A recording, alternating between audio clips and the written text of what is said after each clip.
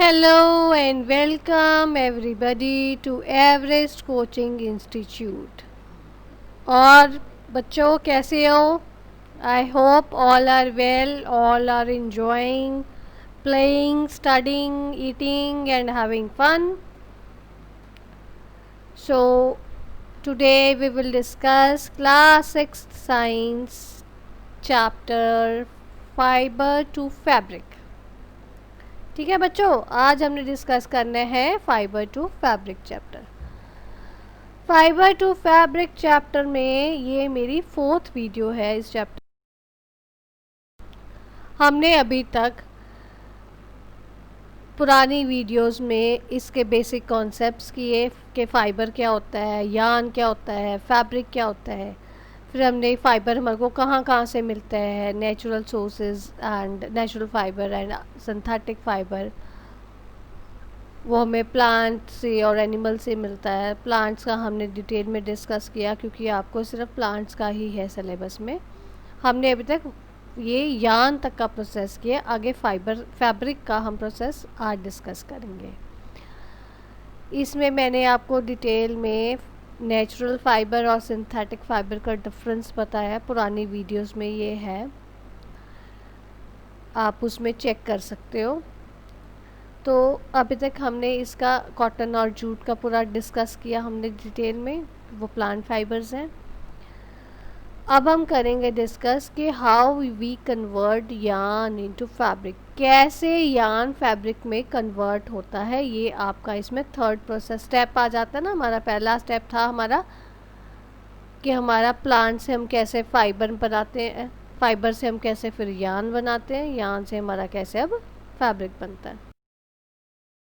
For this, there are mainly two steps which are being involved in the conversion of yarns into fabric. yarn से fabric में conversion के लिए हमारे दो process use होते हैं। एक हमारा वीविंग है और दूसरा हमारा निटिंग है।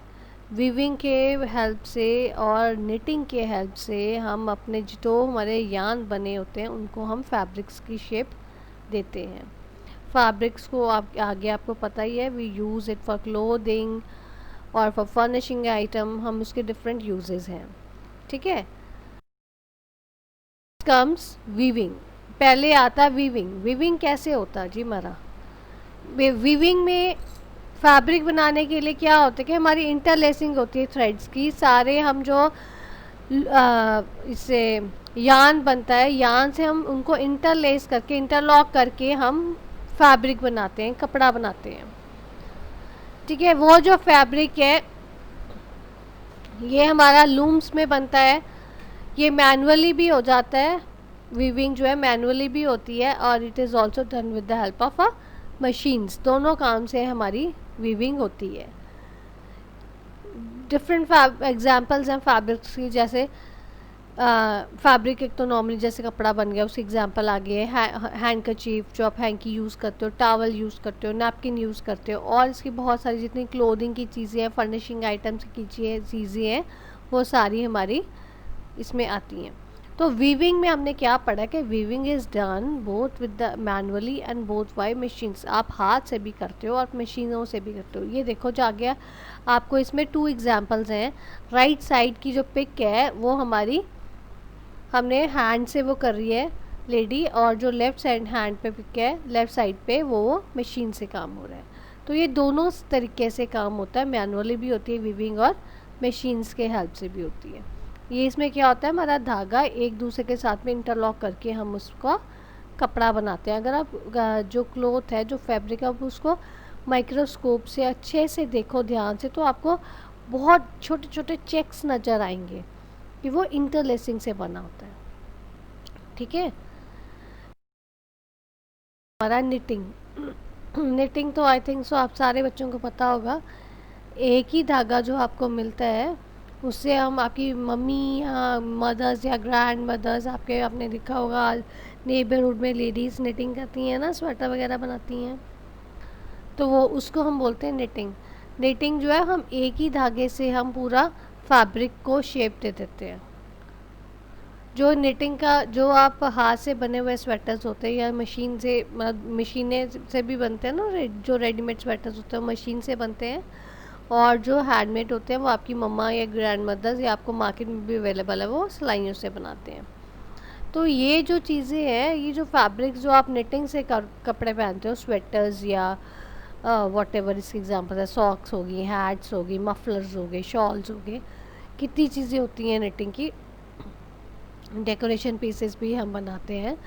तो ये सारे एक ही थ्रेड से होते हैं, और ये जो थोड़े आपके ना वो होते हैं, इलास्टिक होते हैं। इलास्टिक मीन्स आप इनको कंफर्टेबल ज़्यादा होता है और इनको आप खींच सकते हो।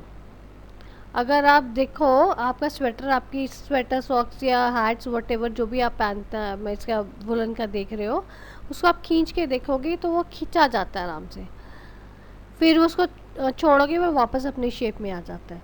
तो आपकी वो बॉडी शेप में इजीली आप एडजस्ट कर सकते हो उसको, छोटे पीस में बड़ा पीस थोड़ा वो साइज़ में एडजस्टेबल हो जाता है। सो these knitting fabrics are more comfortable and these can be constructed into smaller pieces। छोटे पीस भी बना सकते हो ना आप। आपने कोई छोटा सा जैसे जो न्यूली बॉर्न बेबीज़ हैं उनके लिए हम बनाते हैं ना, स्वेटर्स बनाते हैं, कैप्स बनाते हैं, सॉक्स बनाते हैं, वो कितनी छोटी छोटी होती हैं। ग्लव्स बनाते हैं वो कितने छोटे होते हैं, और ये बड़े अडल्ट बंदे के भी बन जाते हैं। आपके ग्रैंड पेरेंट्स भी हैंड निटेड स्वेटर कैप्स पहनते हैं, वो साइज़ में बड़ी होंगी। Means according to the requirement ये छोटे साइज़ से लेके डिफरेंट साइज़ में आप बना सकते हो, both with the help of hands and with the help of machines. ठीक है, दोनों तरह से ये काम हमारा होता है, हैंड से भी होता है और हमारा मशीन से भी होता है।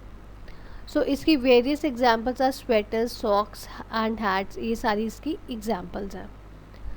ठीक है, ये हमारा निटिंग का था। इसमें हमने सिर्फ फैब्रिक बनाने के दो प्रोसेसेस देखे हैं हमने, एक हमने वीविंग देखा और एक हमने निटिंग देखा। यही आपके सिलेबस में, इवन दो अगर आपको इसमें, मैंने वैसे तो काफ़ी कोशिश की है इजी लैंग्वेज में एक्सप्लेन करने की, पर अगर आपको कोई दिक्कत आती है तो आप कमेंट बॉक्स में फ़ीडबैक करके भेज सकते हैं।